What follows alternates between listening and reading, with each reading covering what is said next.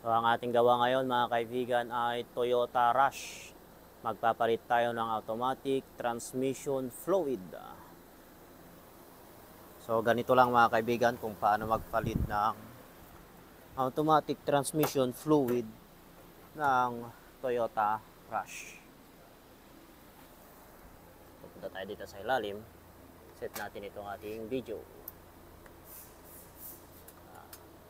So, ayan, sinuumpisan na ni Sir Lascano. Zoom ko lang para makita.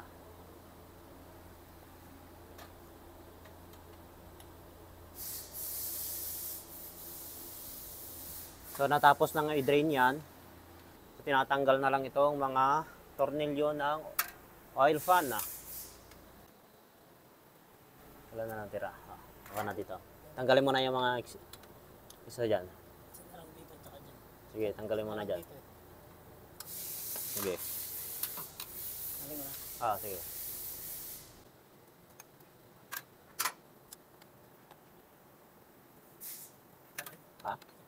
Ilan na natakbo nito? 80 na?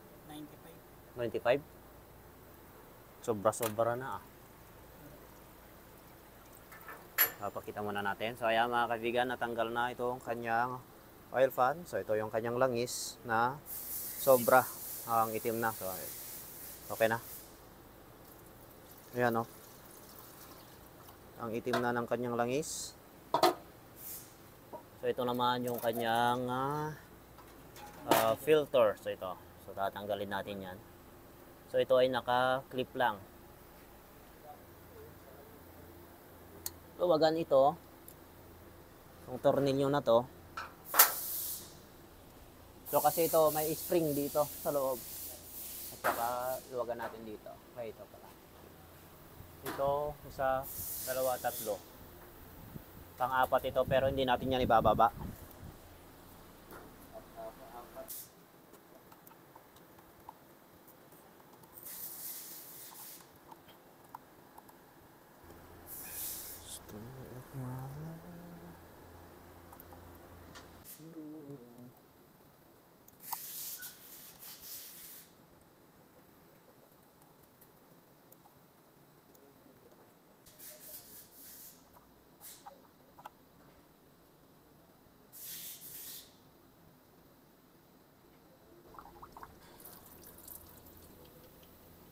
Aswat katiri mo dia. Les, sabi gaya Raul. Tulus. So, ayan mga kaibigan, tapos na natin matanggal yung kanyang filter. Ito yung ating mga papalitan, gasket at itong kanyang strainer. O di kaya yung kanyang transmission filter. Ayan. So ito kanina mga kaibigan yung tinanggal natin. So linihis lang natin konti. Ayan. So makikita nyo dito, linihis ko lang siya konti para matanggal natin yung filter. Ayan, ganyan Balik na natin kasi naka-clip lang naman itong kanyang filter. So ayan, makikita nyo ito.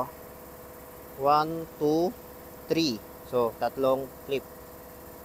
Ayan. Yung kanyang lock. So lalagay na natin to, pwede nang ilagay. So sa pagtanggal lang, tatanggalin lang natin tong tatlong tornilyo. Ayan, isa. So pwede na yan ibalik kapag natanggal na yung filter kasi ididiin lang natin namaya yung filter. Dalawa.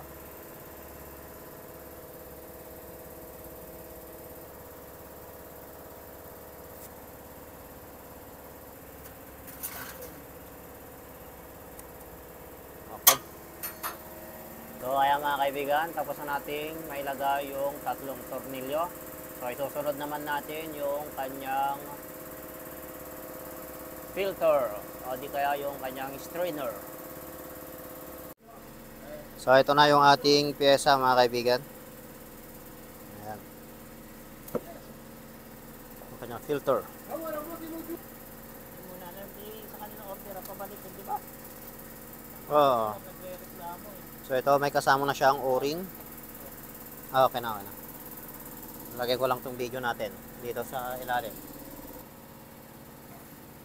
Sa ilalim ng punding. ilaw.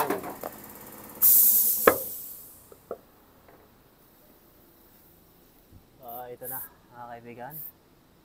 Sasalpak ko na itong kanyang filter. So ganito lang yan pagsalpak.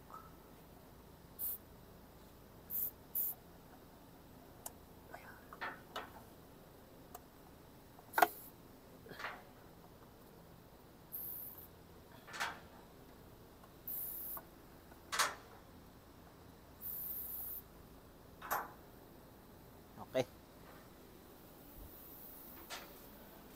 So ididiin lang. So isunod naman natin yung kanyang oil fan. Diba?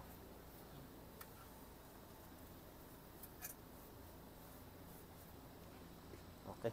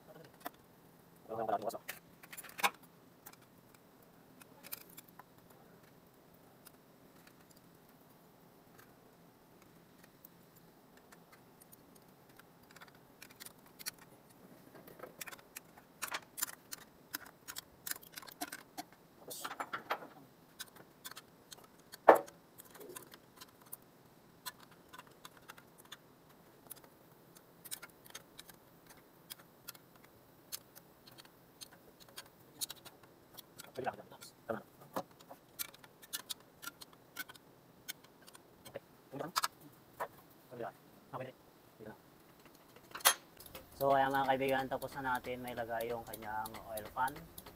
Nilalagay naman natin itong kanyang cross member. Ayan. Diba? Sige, sige. Diba? Diba? Yan, ilalagay mo na lang. Oh, yan. So, ngayon. Saan ba yun? Haba. Sige.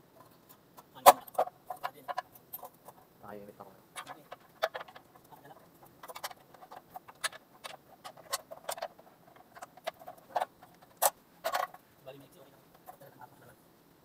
Di pa kasi ba yan?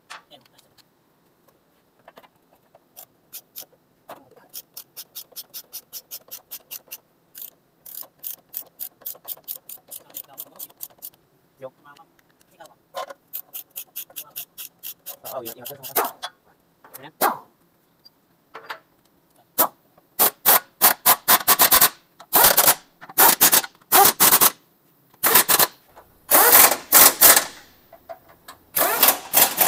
So ayan mga kaibigan, tapos na tayong magpalit ng filter at nalinisan na rin natin yung kanyang oil fan na ibalik na natin. So dito naman tayo sa kanyang engine bay. So maglalagay naman tayo ng langis. Ito, WS mga kaibigan, yung kanyang recommended na langis. So dito naman yan linalagyan. Ito banda nakasuksok yung ating imbudo. So improvise na lang yan mga kaibigan. Doon banda. So lalagyan yan ni Sir Lascano. So lalagyan niya muna ng 3 litro for checking. Sa palagay mo sir, ilang litro yan? 3? So narinig nyo yung sabi, 3 lang daw. Kung makikita naman natin sa dipstick mga kaibigan, kung kulang pa ay dagdagan natin mga 200 ml ganon. So ang estimate ko dito mga 3.5 o di kaya 3 litro. So hintayin lang natin na malagyan niya.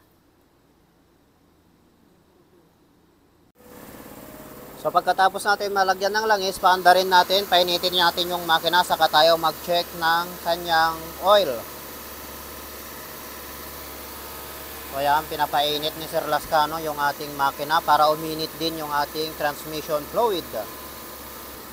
Tapos kapag uminit na yung ating makina, mag-shift tayo ng reverse at saka drive, okay? Saka naman pagkatapos, saka naman tayo mag-check dito sa kanyang dipstick. So dapat mga kaibigan, nakaandar yung ating makina kapag nag-check tayo ng kanyang transmission oil, okay? So hintayin lang natin na uminit-init. Ito yung loob ng ating Toyota Rush. Naka-rev siya ngayon ng 2000 RPM. Okay? So ayan na mga kaibigan, uminit na yung ating makina. So nag-shift na siya ng reverse at saka drive. So pagkatapos yung ganyang proseso, saka naman tayo mag-check ng kanyang automatic transmission fluid.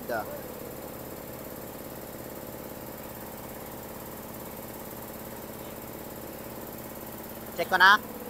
So dapat naka-reverse yung ating makina for checking. So ito yung ating sukat mga kaibigan.